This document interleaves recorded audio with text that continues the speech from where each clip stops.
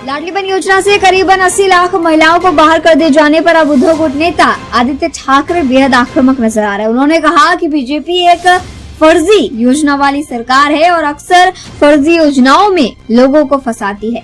80 लाख महिलाएं योजना से बाहर हो गई है, जिस पर इस समय विपक्ष काफी हमलावर नजर आ रहा है। वहीं अब आदित्य ठाकरे ने भी इस पे बयान दिया है। उन्होंने कर्ज माफी का भी मुद्दा उठाया और कहा कि आखिर किसानों का कर्ज माफी कब तक होगा।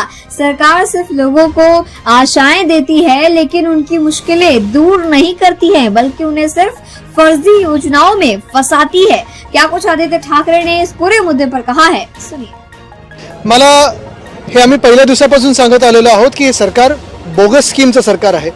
एक तर पहिलं सांगितलं तर लाडक्या बहिणींचं जे काही मानधन ते वाढवू, ते अजून वाढवलेलं नाही आणि दुसऱ्या बाजूला 85 लाख लाडक्या बहिणींना अपात्र ठरवलेलं आहे। पहिला प्रश्न हाच आहे की तुम्ही यांची मतं मिळवण्यासाठी ही स्कीम सुरू केली, ती आता तुम्ही त्याच्यातून 85 लाख लोकांना अपात्र ठरवताय। आणि दुसरी गोष्ट म्हणजे जे या खरोखर अपात्र ठरवले असतील तुम्ही आणि तुम्ही जनतेचा पैसा, टॅक्सपेअरचा पैसा यांच्या खात्यात टाकत होतात, म्हणजे हा स्कॅम नाही झाला का?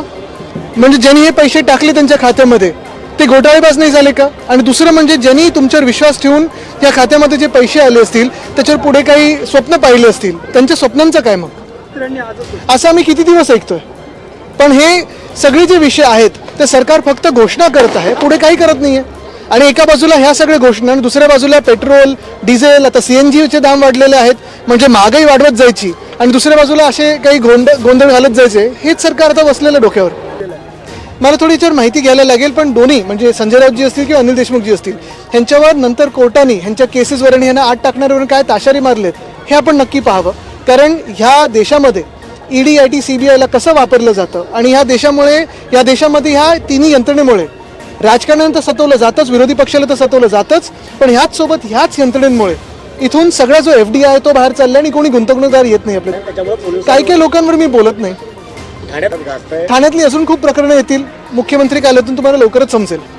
मला वाटतं एक महत्त्वाची गोष्ट आहे, त्यांनी जे विषय घेतलेले आंदोलनामध्ये आणि खास करून आरक्षणाचा विषय होता, आपल्याला आठवत असेल मागच्या वेळी नवी मुंबईत पण आश्वासनं काही सरकारकडून दिली होती, पण नेमकी किती आश्वासनं पूर्ण केली गेलीत हे त्यांनी आणि समाजाने थोडं पाहावं, कारण हे सरकार जे आहे ते फसवणारं सरकार आहे।